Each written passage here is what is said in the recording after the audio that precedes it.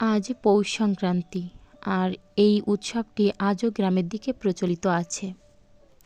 তো আজকে পিঠা পায়েসের উৎসব। আজ প্রত্যেক বাড়িতে পিঠা পায়েস বানিয়ে সেটা সবাই মিলে একসঙ্গে খাওয়া হয় এবং খুব মজা করা হয়।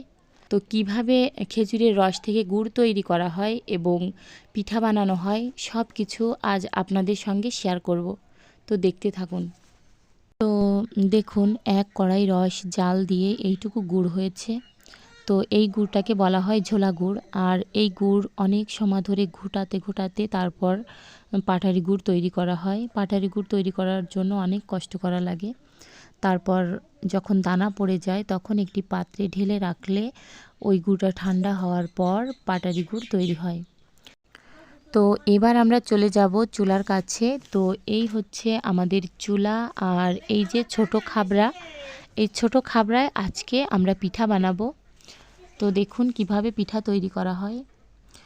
তো এইবার আমাদের চুলা জ্বালানো হবে এবং এরপরই আমাদের পিঠা বানানোর মূল উপকরণ শুরু হবে। তো এই হচ্ছে আমাদের পিঠা বানানোর মূল উপকরণ। এটি হচ্ছে শুকনা চাউলের গুঁড়া, আর এই শুকনা চাউলের গুঁড়া দিয়েই আমরা আজকে পিঠা বানাবো।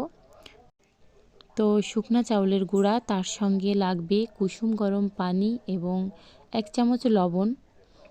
এই 3টি উপকরণ ভালো করে চামচ দিয়ে মিক্সড করে নিতে হবে।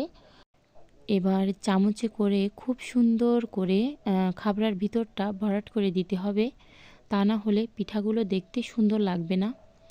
তো পিঠার গোলাটা যখন ভরাট করে দেওয়া হয়ে যাবে, তারপর খাবরার সরাটা সুন্দর করে ফিট করে দিতে হবে, তা না হলে ওর ভিতর যদি ভাপটা ঢুকে যায় তাহলে পিঠাগুলো সুন্দর হবে না। এই কারণেই সরাটা খুব সুন্দর করে ফিট করে দিতে হবে, তারপরেই খুব সুন্দর পিঠা হয়ে যাবে। তো আমাদের পিঠা রেডি, এবার হচ্ছে খাওয়ার পালা।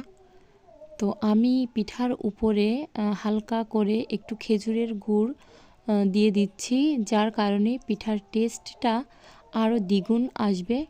তো আপনারা যদি কেউ খেতে ইচ্ছুক হন, আজকে অবশ্যই আমাদের বাড়িতে চলে আসুন, তাহলেই এই খেজুরের গুড় দিয়ে পিঠা খাওয়ার স্বাদটা উপভোগ করতে পারবেন। তো সবাই ভালো থাকবেন, সুস্থ থাকবেন। ধন্যবাদ।